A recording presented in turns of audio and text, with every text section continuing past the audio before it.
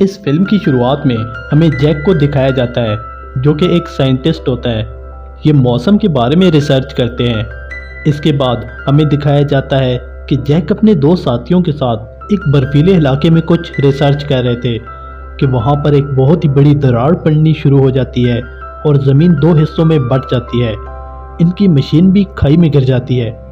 इसी दौरान जैक देखता है कि जो सैंपल उन्होंने इकट्ठे किए थे वो ज़मीन के दूसरी तरफ होते हैं। वो दौड़कर छलांग लगाता है और दूसरी तरफ पहुंच जाता है और सैंपल लेकर वापस आ जाता है। इसके बाद हमें दिखाया जाता है कि कॉन्फ्रेंस रूम में बहुत सारे मुल्कों के लोग मौजूद होते हैं। जैक भी वहीं पर होता है जो कि सबको ग्लोबल वार्मिंग के बारे में बता रहा होता है कि कैसे हमारी ज़मीन का टेम्परेचर बदल रहा है और अगर इसके बारे में कुछ ना सोचा गया तो आने वाले कुछ सालों में सब ग्लेशियर पिघल जाएंगे। इसकी वजह से बहुत ज़्यादा तूफान आएंगे और टेम्परेचर गिर जाएगा जिसकी वजह से सब कुछ जम जाएगा। लेकिन वहाँ पर मौजूद लोग जैक की बात को नज़रअंदाज कर देते हैं। इसके बाद हमें दिखाया जाता है कि जापान में बर्फ़ के बहुत बड़े बड़े टुकड़े गिरना शुरू हो जाते हैं। वो इतने बड़े होते हैं कि लोग इससे ज़ख्मी हो रहे थे। जैक अपनी वाइफ से कॉल पर बात कर रहा होता है। वो इसे कहती है कि तुम सैम को एयरपोर्ट तक छोड़ देना, इसे न्यूयॉर्क में एक मुकाबले में हिस्सा लेने जाना है। इसके बाद जैक सैम को एयरपोर्ट तक छोड़ देता है और सैम चला जाता है। सैम न्यूयॉर्क पहुंच जाता है तो जैसे ही आसमान की तरफ देखता है तो सब परिंदे एक तरफ उड़कर जा रहे होते हैं। ऐसा लगता है जैसे कोई बहुत बड़ा तूफान आने वाला हो। फिर एक साइंटिस्ट जैक को कॉल करके बताता है कि तुमने जो बदलाव आने वाले 100 सालों में बताए थे वो तो अभी से आना शुरू हो गए हैं। ये बात मुझे एक रिसर्च में पता चली है। ये बात सुनकर जैक भी परेशान हो जाता है क्योंकि इतनी जल्दी ये सब कुछ नामुमकिन था। इसके बाद अमेरिका में भी एक बहुत ही बड़ा तूफान आता है जिसमें बहुत से लोग भी मारे जाते हैं और बहुत नुकसान होता है।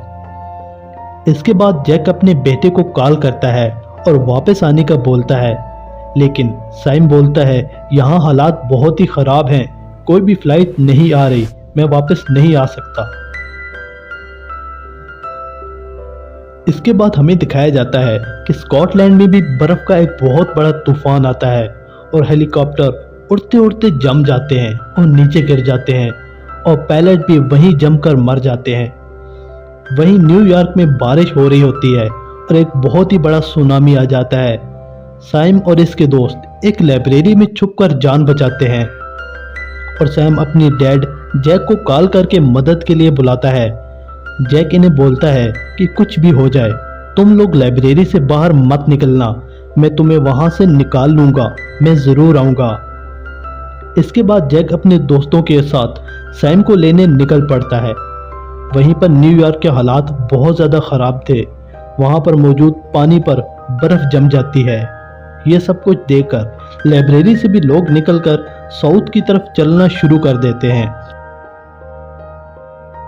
मगर सैम और इसके दोस्त वहीं पर होते हैं।